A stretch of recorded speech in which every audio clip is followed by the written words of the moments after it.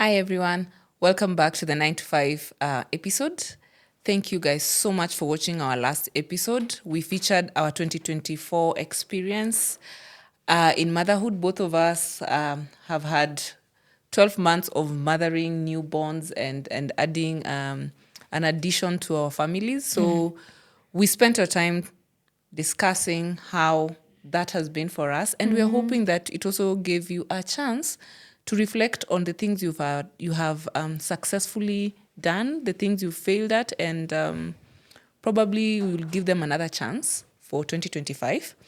Now, with that said, it's your host Velma, and Kanali, we're back. we're back this time. Again.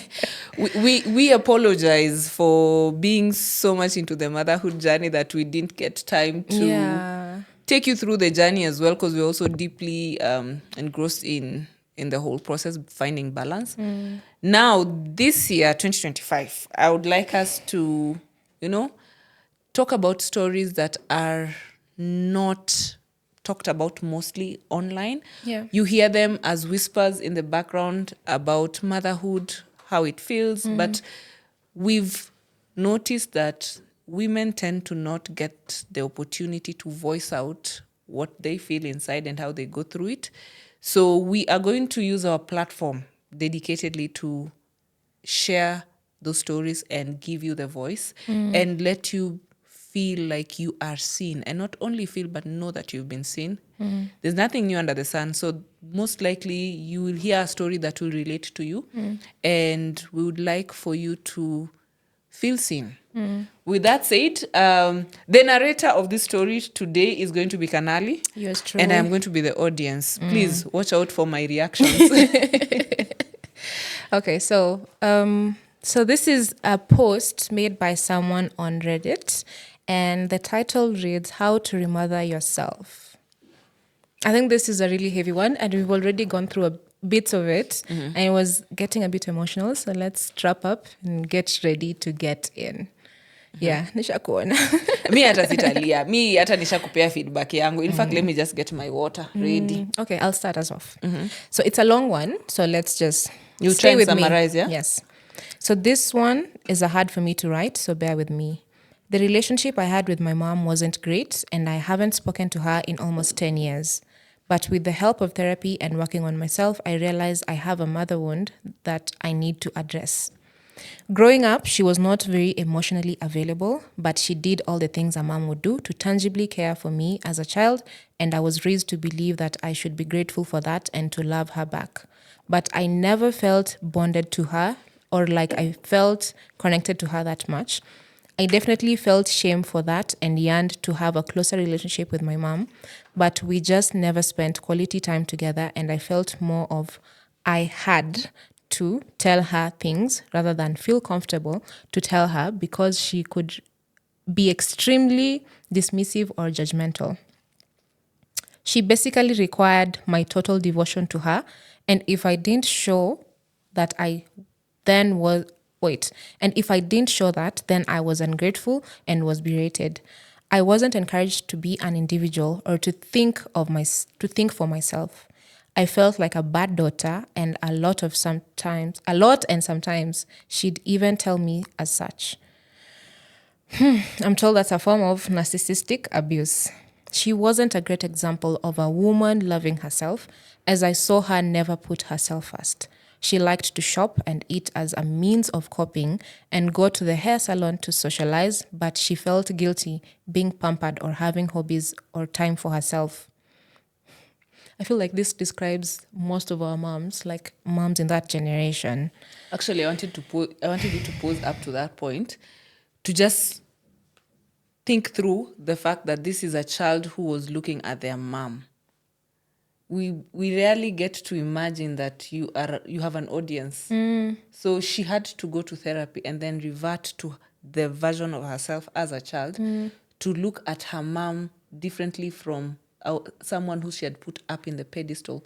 And you must first acknowledge that you have to put your mother down from the pedestal you've put up. And you can imagine right now to your kids, you're on a pedestal. And it's a fact. You're everything. You mean the world to them. They see everything in you. Yes. So there are two ways about it. Our mothers, I think, I'm speaking for myself, but I do believe that majority of us have this similar story, not like that, but where we put our moms up there with the title mom and forgot who they are as individuals who are they were battling other things. That's the thing.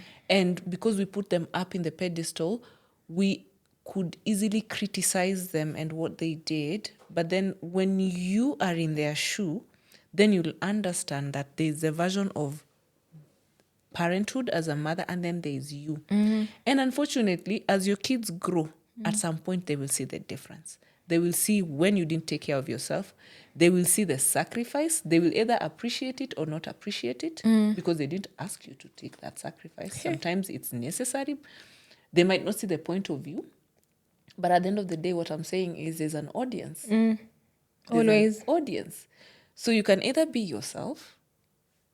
And you remember at some point when I told you how my kids called me Velma. and to some people, when they see it, they think it's disrespectful. I had that conversation with their father and we were like, you know what? It's okay. And I have seen how... Because you are Velma. Yes, I am. At the end of the day. There's no... And during our times, could you dare call your mother by their name? How dare you? How dare you? Do you even know her name? Do you know her name? Do you know your mother's name? Do you? She's mother. She's mother, mommy. In fact, I remember my mom couldn't stand being called Madhe. She's like, what? You could not call her Madhe. Yeah, there was a time like Father, Madhe was not ilikuwa yes, like... mom or mommy. So ideally, pausing on that space, it's just acknowledging that as a mother, imagine you have an audience and you must choose early to expose your kids to you as an individual and also you in your role. I think also it ties back to you as a self, the way you're saying you have an audience. You cannot, inanikumbusha that saying where if you can't accept your children to be treated this way, so mbona ukubali kukuwa treated that way? Exactly. So you have to stand up for yourself as a mom as well, because people are watching. They are watching. One of my mentors once told me this on my daughter's birthday, and I asked her to come and just hang out with us and pray over us. And she told me, I want you and your husband to lay your hands on your children, and I want you to understand this statement. They will not listen to you. And I want you to repeat it again. They will not listen to you. The kids.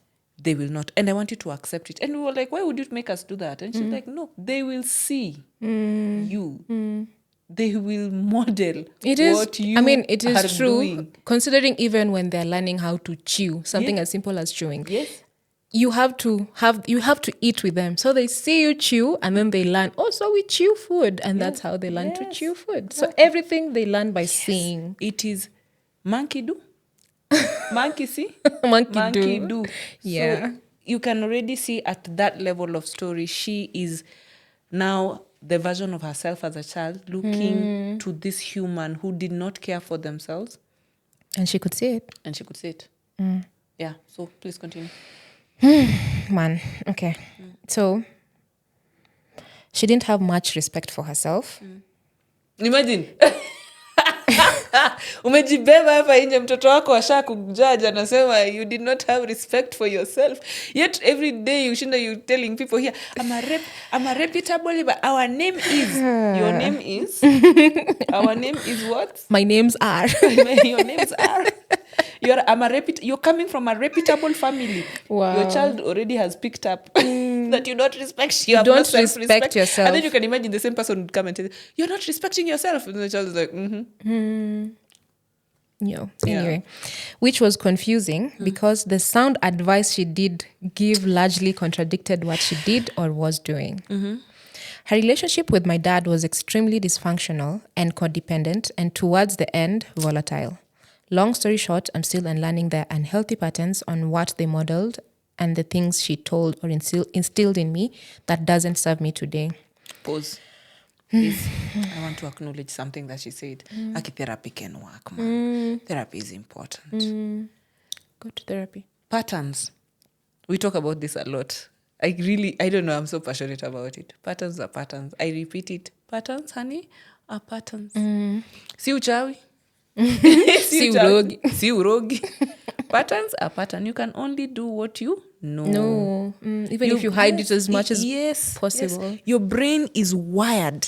It's scientifically proven your brain is wired to model. And once it models, there's a blueprint. And that's it. You have a child who comes, the child will model what you have models. I mean, then there you have patterns. Kama mlikuwa mnapenda kukunywa maji asubuhi fasting in the morning. Ndio hiyo, the child will drink water in the morning, and then they'll become an adult who drinks water in the morning, and then their kids will. It is true. It's patterns. Okay? So patterns. And I'm happy that you can notice patterns. And you know the strangest thing about patterns? You can't unlearn them until you know them. I think what I'm taking out from this statement, where she's talking about now the dad as well being part, like she noted, this goes back to like people who stay in those relationships where they know the partner is not serving them as a partner. Imagine. But they are, Staying those partners who are good parents, but they're not good partners. Yes. And I think it's about time we just acknowledge it and accept it. Imagine and it's okay. Because, I mean, at the end of the day, you're there staying for the kids, you're doing the most, but you're not happy as yourself, and your kids can surely see. Aki, imagine. Aki, let me give the kids the voice. Allow me to give kids a voice in this 9-to-5 moms. They probably don't get to have their voice heard. Imagine they can see you. Imagine they can see through that BS. I'd want to share a small personal story on that note, because I do remember when I noticed dysfunction in my mom and dad's marriage, and he was young. And you remember? How old were you? I think I was 5. Whoa. Yes. Can you imagine? Okay. Like when I go back and I pick it and I'm like, hey. Yani I saw it. And then all of a sudden, I've just told you before we started that I pick on social cues very fast. In therapy is when the therapist made me, I'm an advocate for therapy. Anytime. Like I feel uncomfortable with myself and my feelings, I wake up. In fact, I don't have loyalty to any therapist. I walk. Uko available sahi. Like I talk. And talk therapy works for me. Because sometimes I have to be therapy. Sometimes it's a coach. Sometimes it's a counselor. I find someone. And I put it out there, and then we then construct. What does this mean? What does it feel? Yeah, and I do it. And it's a hard thing to do, by the way, because it requires you to be honest. And that's the thing that people don't want to do. That's true. I think that's where I struggle with. Yes. Like, Yes. I can't imagine telling someone, No, let me like, tell you. those digged up secrets that you keep to yourself because you know. Yes. So now you can imagine the moment I acknowledged it, and I remember at that point when I was telling the therapist about noticing it, and immediately she said, Thelma, you are a total result of the environment you are in. And she picked it up quickly, and she's like, that's why you're a pleasant person. And I was like, what do you mean? She's like, you can't switch it off. It's who you are. It's who I am, but it came from, as it was a survival mode. So I was a golden child. I was a happy-go-lucky, joking, fun person. Because Happy to be here. Happy, yes, because it kept me safe.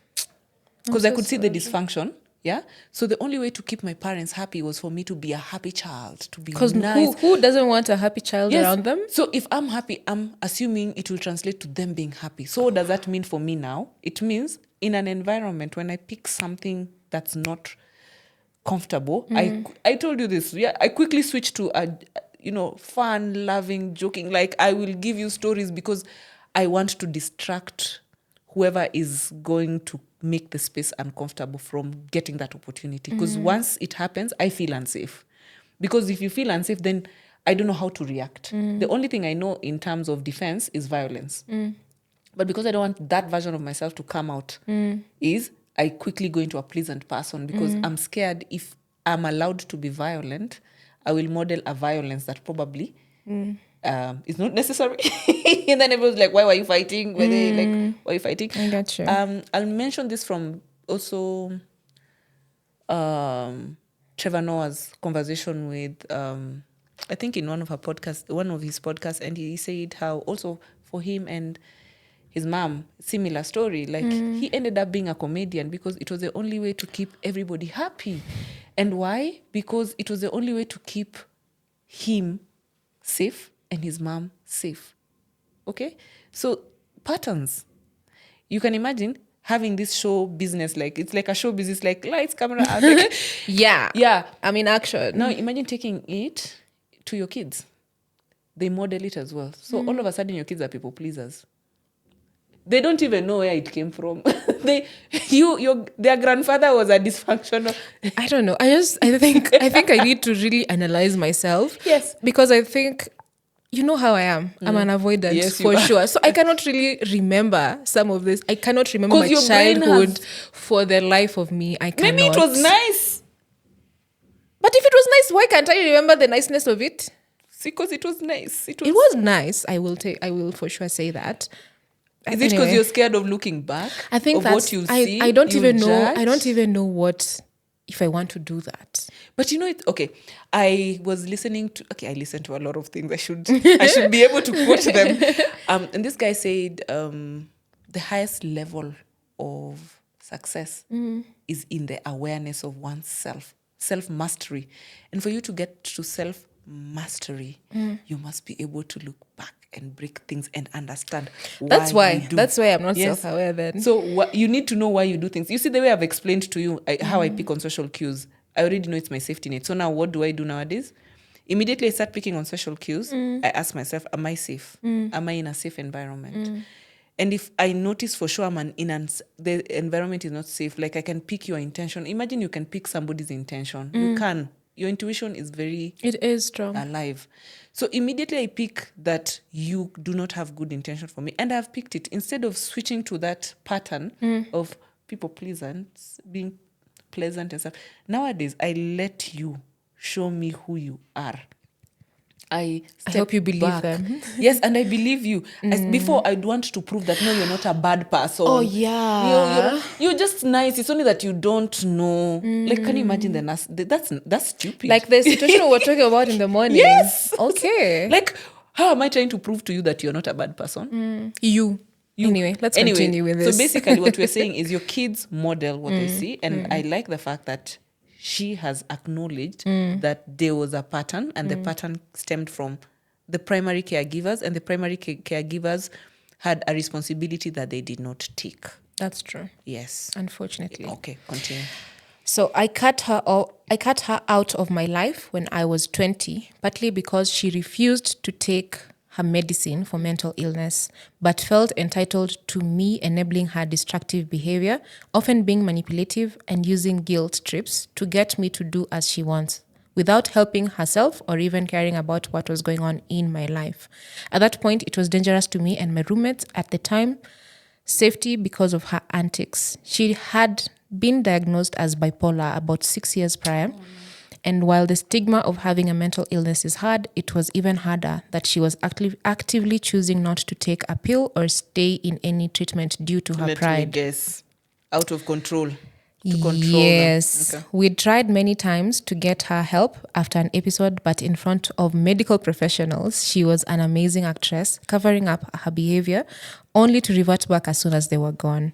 During the last 3 of those 6 years, I took her to the hospital many times, spent thousands of dollars on her, tried to get her to show up in my life, tried to confide in her, etc., to get her to basically be my mom. I learned in therapy that was a way to try to control the situation because she wasn't looking to get better at all or even struggling to get better. She was just selfish, didn't want to, and was not choosing me back. And that's really sad because she doesn't even know me or my sister as individual adult women at all. So since cutting her off, I've been walking around for years feeling like I'm motherless, in quotes, but also still obligated to her, if that makes sense. I'd have mother-like friendships with older women, but they ended up to be selfish and awful in similar ways like my mom. Or I'd encounter women, I know what you're about to talk about, once they know I'm close to my mom, once they know I'm not close to my mom, they try to mother me. And that's not what I wanted either because it seemed like a pity. I spent a lot of years trying to feel close to my mom in some way and try to look up to her because I felt so lacking. But I have come to realize that that's not working either because why would I try to feel close to someone who kept rejecting and abandoning me? Feeling happy that she's out of my life makes me feel guilty too. because that wasn't how I was raised, even though I feel I deserved that I feel I deserved that and to move on. I know my mom is never going to get better and she's never going to come back in my life. Even if she's asked to, she hasn't. I wouldn't change my decision to keep her out of my life. Instead of looking for motherly figures in my life, I think the best option that I also haven't tried is to remother myself. So, how do you go about giving yourself unconditional motherly love? I know it feels from I know how it feels from a father perspective because my dad was a great dad, just a terrible husband. But I have no clue how a healthy mom should be to their child. I'm hoping that I might break some of the depressive habits I've also learned from my mom, and maybe in time make me less of a target of narcissistic, emotionally stunted women. But overall, I want to heal that wound I have in me so that I can move forward and have a healthy, loving relationship one day and keep loving myself. Any suggestion, tips, or anything related will be very helpful. I'm willing to be your mommy. Oh, gosh. First of all, like I'm just sending love out to you. Okay. I don't know how. I think I have seen like a community on Reddit where it's people who hate being parents.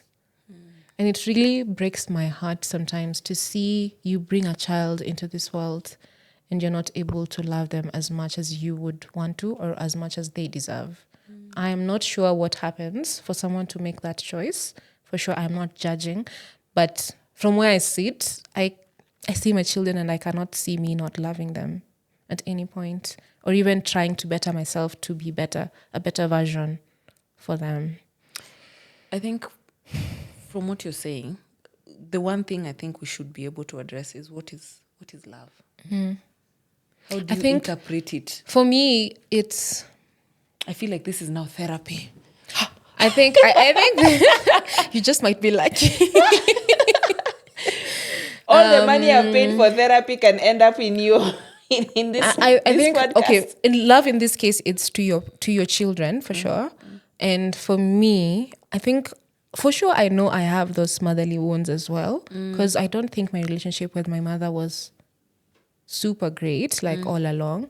I mean, I understand her. Like I just had to take a step back and understand how she was brought up. Moving her up from the pedestal too? I had to understand it because she did not spend time with her own mother. No, most of them didn't. So her growing up for her was really tough, and that's how she ended up in marriage anyway. Like, you know what? Let's start life. Unajua hizo design like yeah, nimekuchagua wewe, let's go. Sweetie, let me tell you.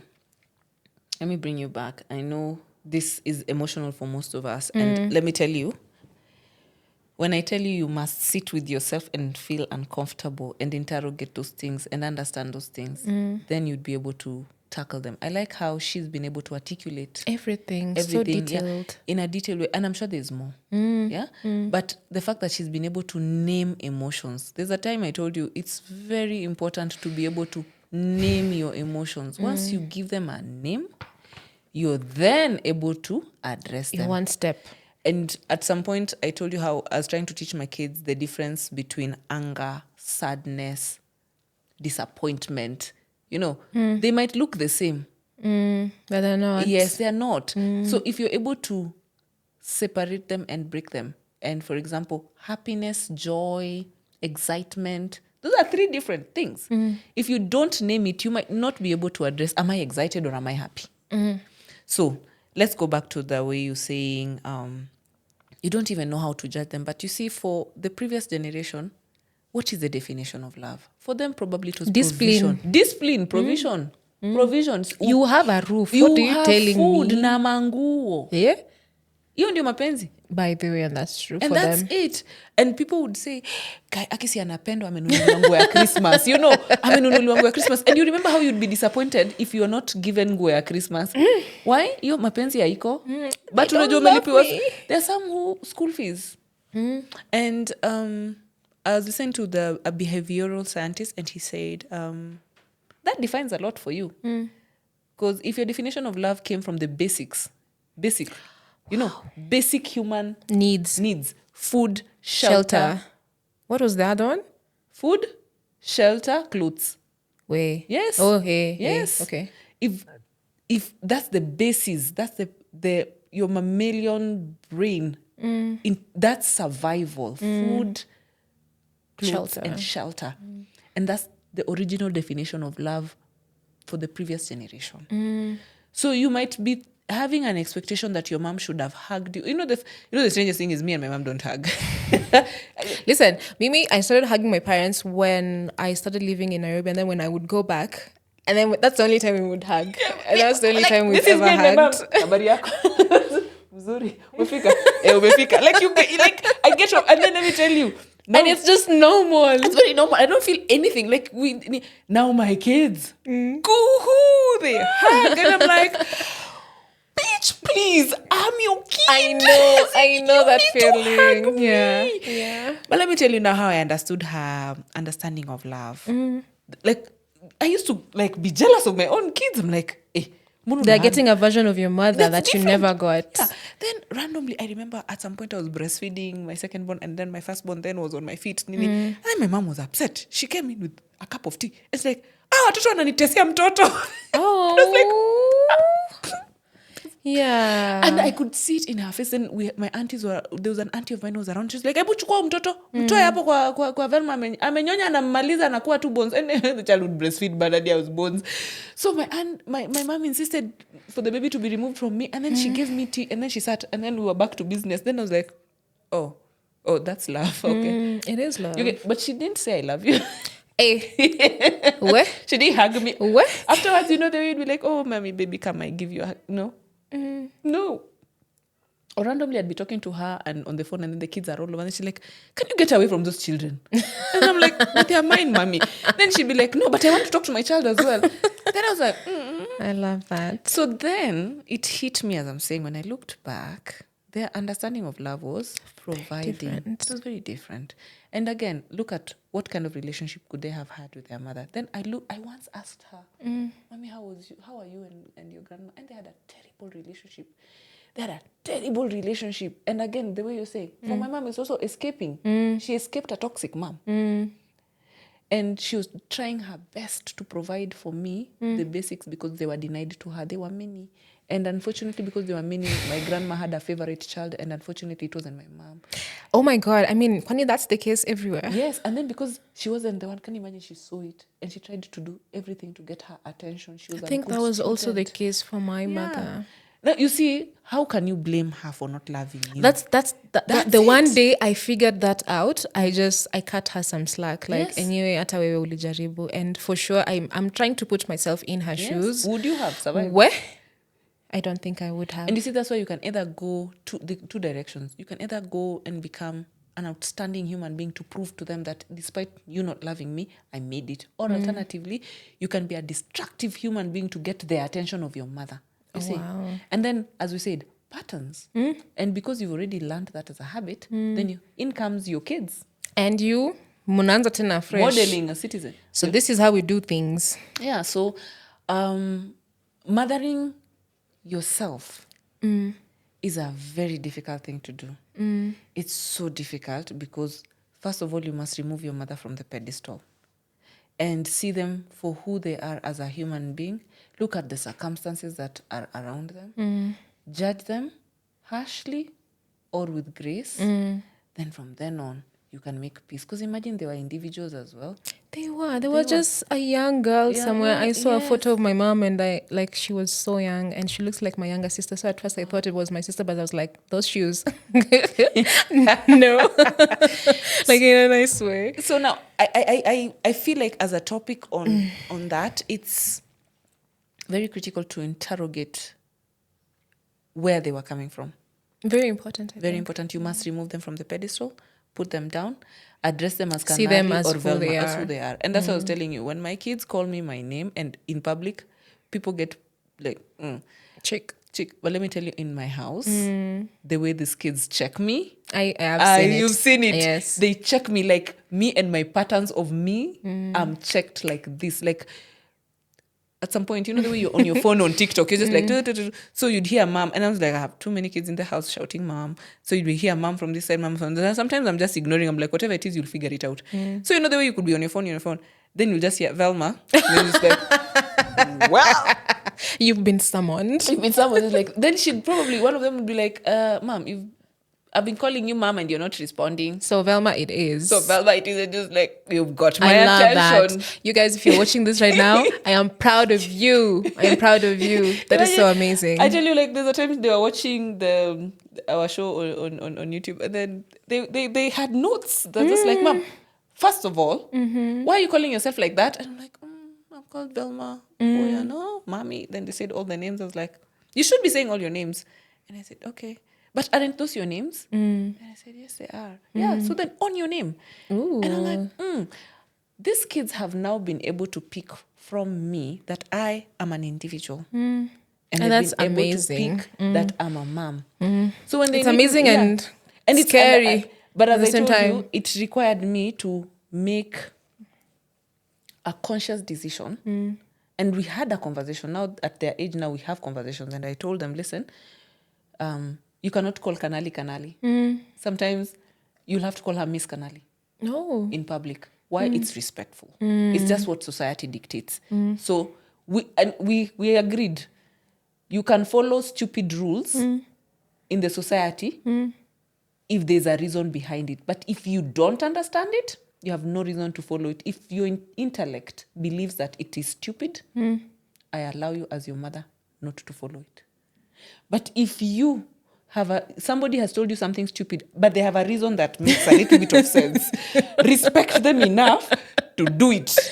Oh my God. I told them that because there are some silly things out here where people are told to do. Let's not say some. Kuna so many Yes, silly things. But if you can interrogate it and see, okay, the reason he's giving makes sense.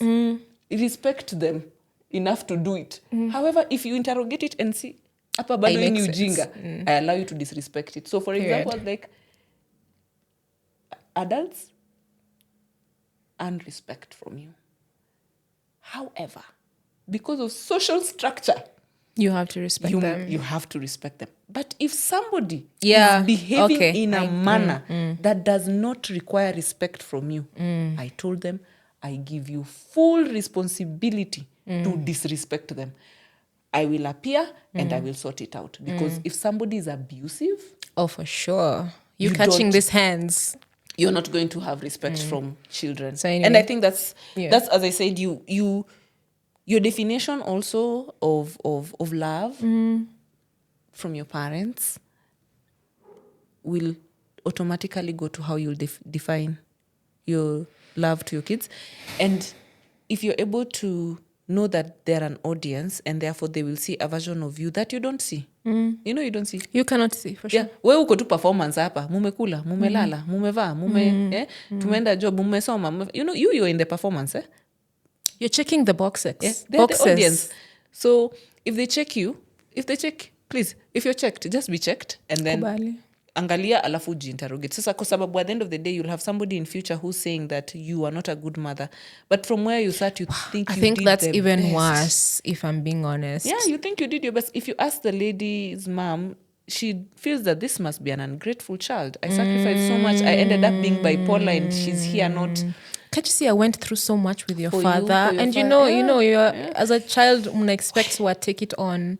Anyway, as we wrap up, so I'm just reading one comment from this post. So someone advised her, start by reading Adult Children of Emotionally Immature Parents. It's a great book. I believe the author, Lindsay Gibson, also wrote Self-Care for the Adult Children of Emotionally Immature Parents.